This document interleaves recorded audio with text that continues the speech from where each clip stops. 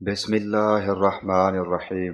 ابو ہریرہ رضی اللہ عنہ نے بیان کیا کہ ہم نبی کریم صلی اللہ علیہ وآلہ وسلم کے ساتھ ایک دعوت میں شریک تھے۔ آپ صلی اللہ علیہ وآلہ وسلم کی خدمت میں دست کا گوشت پیش کیا گیا جو آپ کو بہت مرغوب تھا۔ آپ نے اس دست کی ہڈی کا گوشت دانتوں سے نکال کر کھایا، پھر فرمایا کہ میں قیامت کے دن لوگوں کا سردار ہوں گا۔ تمہیں معلوم ہے کہ کس طرح اللہ تعالیٰ قیامت کے دن تمام مخلوق کو ایک چٹیل میدان میں جمع کرے گا، اس طرح کہ دیکھنے والا سب کو ایک ساتھ دیکھ سکے گا۔ آواز دینے والے کی آواز ہر جگہ سنی جا سکے گی اور سورج بالکل قریب ہو جائے گا۔ ایک شخص اپنے قریب کے دوسرے شخص سے کہے گا، دیکھتے نہیں کہ سب لوگ کیسی پریشانی میں مبتلا ہیں اور مصیبت کس حد تک پہنچ چکی ہے۔ کیوں نہ کسی ایسے شخص کی تلاش کی جائے جو اللہ پاک کی بارگاہ میں ہم سب کی شفاعت کے لیے جائے۔ کچھ لوگوں کا مشورہ ہوگا کہ دادا آدم علیہ السلام اس کے لیے مناسب ہیں، چنانچہ لوگ ان کی خدمت میں حاضر ہوں گے اور عرض کریں گے، اے باوا آدم، آپ انسانوں کے دادا ہیں۔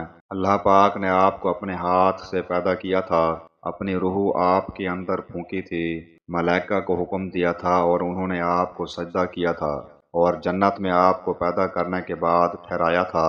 آپ اپنے رب کے حضور میں ہماری شفاعت کر دیں۔ آپ خود ملاحظہ فرما سکتے ہیں کہ ہم کس درجہ الجھن اور پریشانی میں مبتلا ہیں۔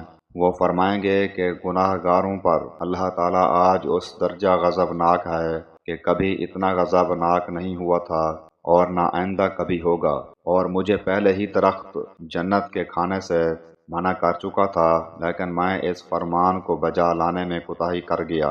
آج تو مجھے اپنی ہی پڑی ہے، نفسی نفسی، تم لوگ کسی اور کے پاس جاؤ۔ ہاں، نوح علیہ السلام کے پاس جاؤ۔ چنانچہ سب لوگ نوح علیہ السلام کی خدمت میں حاضر ہوں گے اور عرض کریں گے، اے نوح علیہ السلام، آپ آدم علیہ السلام کے بعد روئے زمین پر سب سے پہلے نبی ہیں، اور اللہ تعالیٰ نے آپ کو عبد الشکور کہہ کر پکارا ہے۔ آپ ملاحظہ فرما سکتے ہیں کہ آج ہم کیسی مصیبت و پریشانی میں مبتلا ہیں۔ آپ اپنے رب کے حضور میں ہماری شفاعت کر دیجئے۔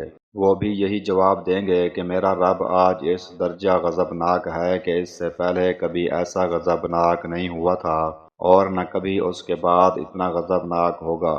آج تو مجھے خود اپنی ہی فکر ہے، نفسی نفسی، تم نبی کریم صلی اللہ علیہ وآلہ وسلم کی خدمت میں جاؤ۔ چنانچہ وہ لوگ میرے پاس آئیں گے، میں ان کی شفاعت کے لیے عرش کے نیچے سجدے میں گر پڑوں گا۔ پھر آواز آئے گی، اے محمد، سر اٹھاؤ اور شفاعت کرو، تمہاری شفاعت قبول کی جائے گی، مانگو تمہیں دیا جائے گا۔ محمد بن عبید اللہ نے بیان کیا کہ ساری حدیث میں یاد نہ رکھ سکا۔ صحیح بخاری، حدیث نمبر 3340۔